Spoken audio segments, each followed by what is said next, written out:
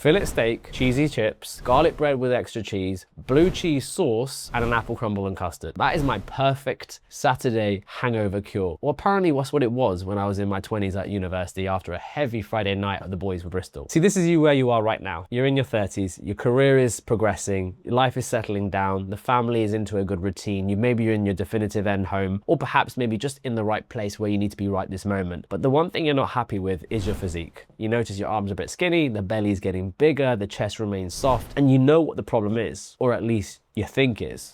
Alcohol, right? Well, today I'm going to talk to you about perhaps maybe why alcohol isn't the problem and what we can do to help you still have a life where you don't make it obsolete but still get in shape. What's up, guys? My name is Rohan. I'm an online coach. I've been coaching for the last 6 years, helping doctors, dentists, lawyers, mums and dads, people like you get in shape, juggle life, spin the plates that is culture, family, fitness, the whole works, and make it work for them. Funnily enough, I'm not just an online coach. I'm a 12-year qualified dentist who knows a thing or two about spinning those plates. So let me share an insight with you as to what's really happening and how we can solve that for you today. Contrary to popular belief, alcohol isn't the real problem. And I'm going to break it down to a few main points. And hold on, whoa, don't worry. The fitness alcohol police are going to say to me, but Rohan, alcohol impairs muscle protein synthesis. And oh, it impairs the process of fat loss and oxidation. You're not wrong. Let me explain to you something. And this is point number one. If we look at the context of your week, right? You've got kids waking you up in the middle of the night. You've got a busy working schedule. You're even more stressed and knackered. You've got family plans the weekend. Monday to Friday, you exit out of work tired, cortisol ridden, ready just to relax.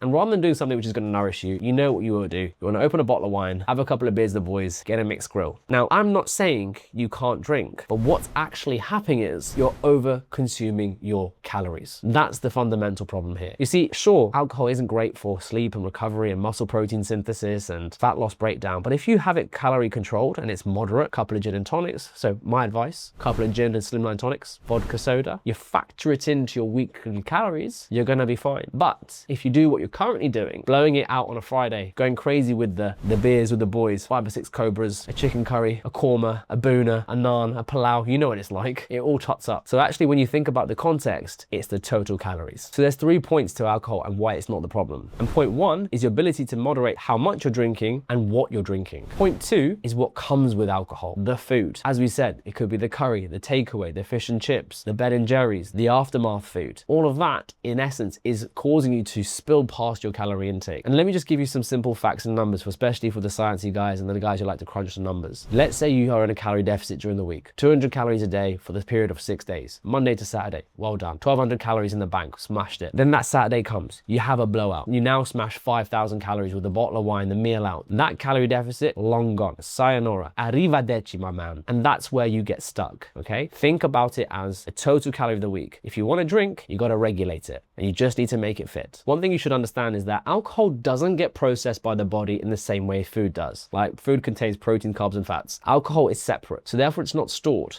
And anything that you are consuming with that alcohol, especially dietary fats, is readily stored in visceral fat. So that makes your process of getting lean and in shape a lot harder. So we have now high calories and we have impaired breakdown and digestion of food. Problem. Now, this may be a little bit difficult to hear, but it's something which I have to talk about with my clients on a regular basis.